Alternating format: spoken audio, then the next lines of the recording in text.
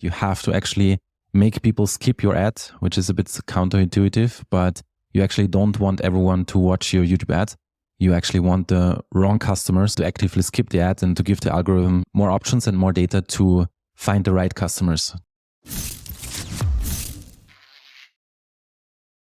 Hey everybody, welcome back to another episode of the High Voltage Business Builders Podcast. I've got a really cool guest today. I had a really great conversation with him in the green room prior to setting up this call. So I'm excited to talk today about YouTube ads specifically for e-commerce with some tips, traffic strategies, maybe keyword, maybe search, maybe display, definitely YouTube, and what all of that could mean to your e-commerce business after you listen to this call. So thanks for joining me today, Christian. And should I call you Christian or Chris or Christopher? Chris is fine. Christo, Chris is fine. or, okay. Or hey dude, or whatever I should call you. All right, we'll go with Chris. How's the life in your world today, my man? Yeah, thanks for having me. Very exciting to speak about. Things are good with you? Yeah, absolutely. Cool. So fill me in on the details. Start me out with something. Hit me with something actionable that even I could take away today and maybe go do some YouTube ads. Yeah, cool. I mean, we've been experimenting with YouTube ads for the last 4 years, and we first burned $100,000 working with the Google specialists and trying to run YouTube ads with the best practice. And then we managed to scale it to $600,000 a month at ROAS 1.9. And so we figured out two things. To start with, the secrets right away is you have to nail the creative, which is not as obvious as it seems. And also the media buying is still a bit more manual than many things. So there's a few things, but if there's one gold nugget I would just throw out there is that you have to actually make people skip your ad, which is a bit counterintuitive, but you actually don't want everyone to watch your YouTube ad. You actually want the wrong customers, so to speak, to actively skip the ad and to give the algorithm more options and more data to find the right customers to actually then will convert better. All right, so you just unpacked a whole lot of things. So let me try to back up for just Great. I want to start asking questions about everything you just said if I can remember it all. Well, first up, do I have to burn $100,000 to learn to do what you just did? I hope not. I hope we'll discuss a few things so everyone who listens can save that money. Okay, so on that topic for a second, in terms of the finances, what should I look at? What's a realistic turn on maybe someone who's new with a new e-commerce brand who maybe wants to test that, and somebody who's an established e-commerce brand who wants to test it? Let's go after those kind of two avatars for a sec here. Sure. I think you can always start with around 10K if you want a number.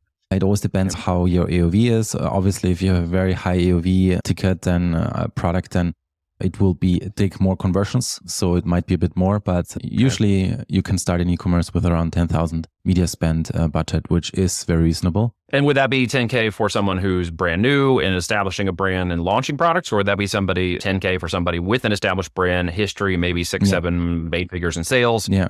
Is it 10K for each of those people, or is it, tell me which one I'm looking at? So this is usually where we say you can test and find out if YouTube works for you if you're more conservative about the budget. But if you say, okay, I want to make YouTube work, I can definitely invest money, then you can also scale faster. So usually what we always ask is if you've been an established brand and if you had some learnings, then you can go broader and test a lot at the same time. If you're more conservative and you say, I don't want to spend too much money finding out, then we take some assumptions, right? We see what has worked already on another channel. We maybe narrow down the audience and the hooks a bit more, and go first with what has been working on other channels. So this is kind of the approach. Either test more, a lot of things will not work, but you find out more, or you a bit more conservative and go with the best performers. So really we're buying data at the beginning stages here to define our audience and help the algo define who our audience is as it dials in that conversation with our folks, right? So that may take whatever it's necessarily going to take. Should I expect any ROAS on that 10K to begin with, or am I expecting realistically a good amount of that will spend dialing in the conversions of my audience? Yes. No, we really see YouTube ads as a direct response channel. So we really see that it is possible to have a direct return even in the beginning. Of course, you will, over the long run, you will optimize your messages, your creatives, and also your landing page, your funnel. So you can, of course, increase that performance later on. But usually in 3 to 4 weeks, you should be able to really see, okay, does YouTube work for me or not? So around 1.9, you mentioned earlier as a possibility of target for just doing simple math. If I put in 10K, I should expect to get back 11,900. So I make back the money I spent plus an additional roughly $1,900 to $2,000 roughly if I should get targeted audience conversions and things. Well, yeah, ROAS 1.9, so it would mean if you put in 10K, then you would get 10K back in that case. So we've had that scale, but of course, it always depends on the product and on the funnel. But yeah, that's definitely possible. Excellent. So that's what we consider to be top of the funnel sales, right? First in, first sale, first acquisition of customer before any follow-up metrics, emailing, or any other opportunities are placed on that, right? Yeah. Okay.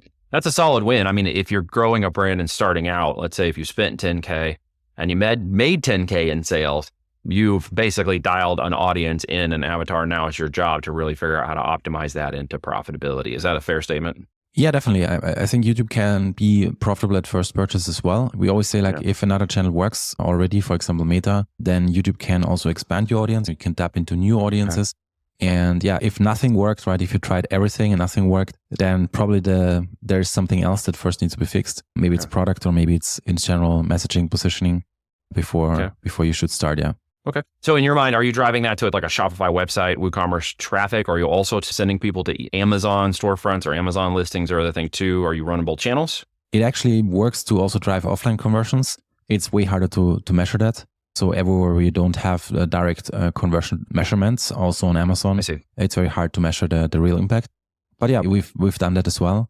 Of course, the best way to measure is if you drive it to Shopify or D2C website. Yeah. Yeah. One of the strategies I was thinking of, and I haven't actually done this yet, and you tell me if this is a dumb idea or not, was I know there's ability to do TV-based ads through Google, YouTube, if I'm not mistaken, correct? It would be I see quite a few of these QR codes or keyword codes, or like the old days in my school, old school was Amazon could be used like a keyword targeting like AOL keyword, my brand name, or AOL keyword dish soap. Do you see those working? Do you guys test those out at all? And do you see that measurement working for Amazon sellers? Actually, no, we don't really work with QR codes. We haven't tested it out. I mean, it could be an interesting thought how you can implement that. So mostly we drive traffic, and then we ask customers also, how did you hear about us?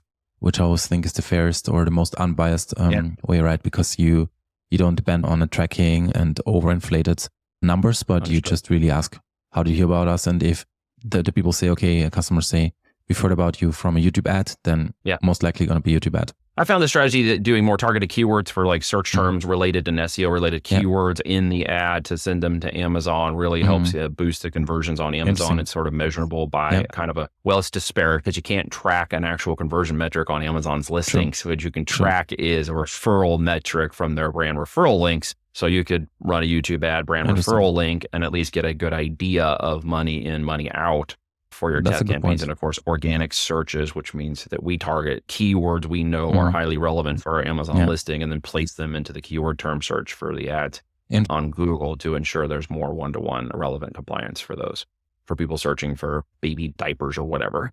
Right? Interesting thought. So for existing sellers, then you're looking at predominantly, it sounds like Shopify or e-commerce traffic going from Google, YouTube to a Shopify store. Is that correct? Yeah, that's the easiest way to measure. But of course, you're always going to drive sales across platforms, right? It's just harder to measure. That's right. Yeah, we see a lot of spillover. Traffic from Facebook, Google, TikTok, et cetera, spills over to Amazon. We have a number of clients we're helping with right now because their spillovers anywhere between 10 to 20% of traffic pulled in from these metrics are hitting Amazon. Yeah. And so their goal, of course, is to scoop that up and get as much of that traffic for their Amazon because it lifts the brand there, of course, and resonates with that channel. And there's a noticeable metric between paid traffic and the response to Amazon that is impactful, especially for highly competitive brands or brands in niches that are highly competitive, electronics and supplements and home and gear and this kind of stuff. They can be highly. So if I'm an existing seller and I'm Boeing, is that 10K idea, we're still kind of taking that thing forward here. What would I kind of expect to see and what would I do if I'm an existing seller, existing brand, I've got a Shopify store stood up, but I haven't been playing with Google ads? What would you tell somebody like that?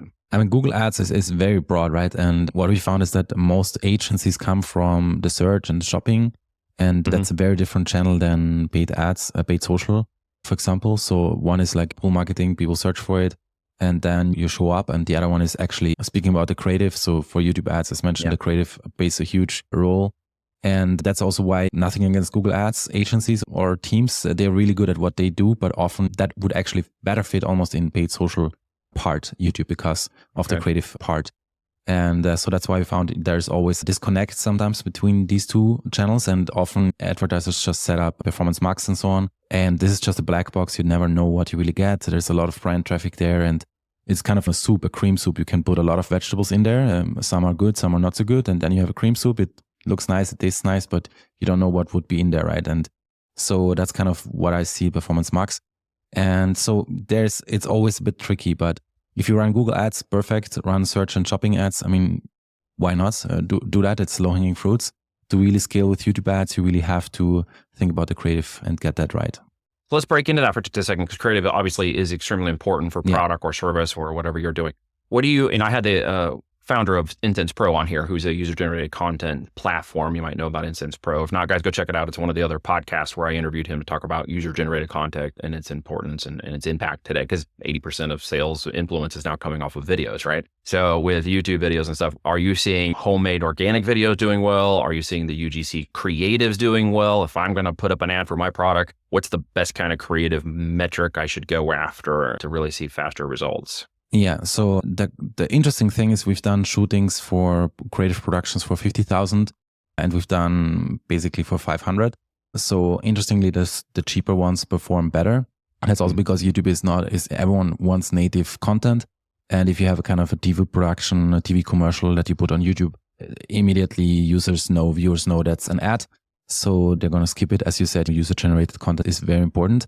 So yeah, user-generated content can perform really well. What also works really well, interestingly, is AI voiceovers. Sometimes it's really hard to recognize that it's not a real person, but actually AI voiceover, and then just using existing footage or existing material that clients have from products. And yeah. But you said something earlier. I'm going to go back to this. You tapped into it just a little bit. So let's pull it back out. And that was related to getting people to skip the content. Yeah. So if I'm creating that $500 video, or maybe I'm doing it myself to some degree, what am I going to say right out of the gate to make that a reality so that I can help train that algorithm to the right people and away from the wrong ones? That's a good point. And it's very tricky to do that. So let's say you want to address the problem, right? For example, if it's you struggle to sleep at night, then great. That's important, right? To address this kind of question, a problem that people have. But you could be now selling a supplement. You could be selling, I don't know, a mattress or a pillow, or you could be selling, I don't know, a sleep tracking device. So some people might not be open for supplements, for example, or they had bad experience, so they would not be open for that. So it's not only important to state the problem, but also what is the solution, how you can help them. And then those people that have these objections, I'm not going to take supplements, but actually it's a sleep tracking device, I haven't tried that. Maybe this really helps me, then they continue watching. And the ideal length is around 1.5 to 3 minutes. So you can put really a lot of content in there. And you can pre-qualify people, and viewers don't have to click, right? They can keep watching. You just have to make them watch a bit more then, and they don't have to click and wait for 2 seconds until another page loads. So once they click and they come to your website, then they're really ready to purchase because they've seen a lot of material and a lot of objection handling in the video. Okay. Very smart. I like that. So I would say something to the effect, if I had a sleep supplement or a sleep product, I would say something to the effect of, if you're sleeping really well, you don't wake up at night worried about life, or you don't wake up wondering what I'm going to do tomorrow, or you're just stressful or whatever, then skip this ad. Yeah, because this could is be. Exactly. Right? Exactly. Okay. Yeah. I like that. Okay. I can play with that. That's fun. So in that sense, how long, if they don't skip the ad, is there a metric tied to that? Like, is there something that Google does at that point? Say they watch that first, and how many minutes is it before the skip ad shows up, or seconds is it actually before the skip ad? Good question. So it's 5 seconds. So really competing with the skip, with the thumb basically, because as soon as people go there, they want to watch a video, and then this ad comes up. So they have to wait 5 seconds, but everyone waits with the thumb to just this skip button to arrive and then click on it. So really have to nail it in the first 5 seconds. And then it's, before it was that you paid after 30 seconds for a view, but Google changed that. So now you basically don't pay no matter if it's 30 seconds or not. So there's the view counts from 30 seconds, but you just pay on a CPM basis. Yeah. So I got 5 seconds to grab their attention, which means I need a really smart 5-second hook to test. Yeah. Which probably is the biggest thing you test on this to get past that skip button, right? Yes. Okay. And then the first 30 seconds is really, I've got to hit the meat of my value benefits. Yeah. In that 30 seconds, if I do a good job, you're saying that I don't pay for that ad if someone watches up to 30 seconds of it. Is that what I heard you say? That was in the past. So now you pay anyway. So you pay on now you pay anyways. Oh, great. And you pay anyways. So it doesn't matter. Go Google. I guess it worked too well.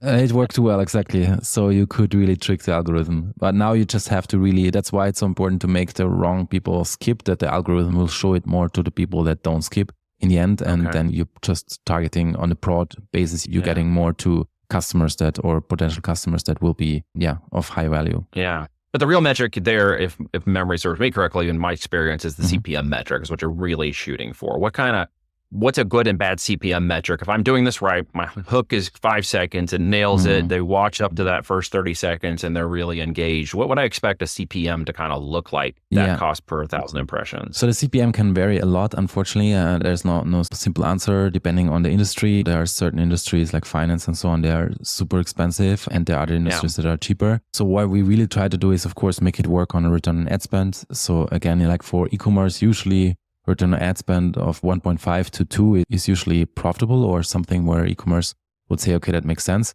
Otherwise, I would suggest think about your unit economics, but in that range, and that's very doable on YouTube. I'm going to put you on the spot for a second. Ready for this? It's a challenge.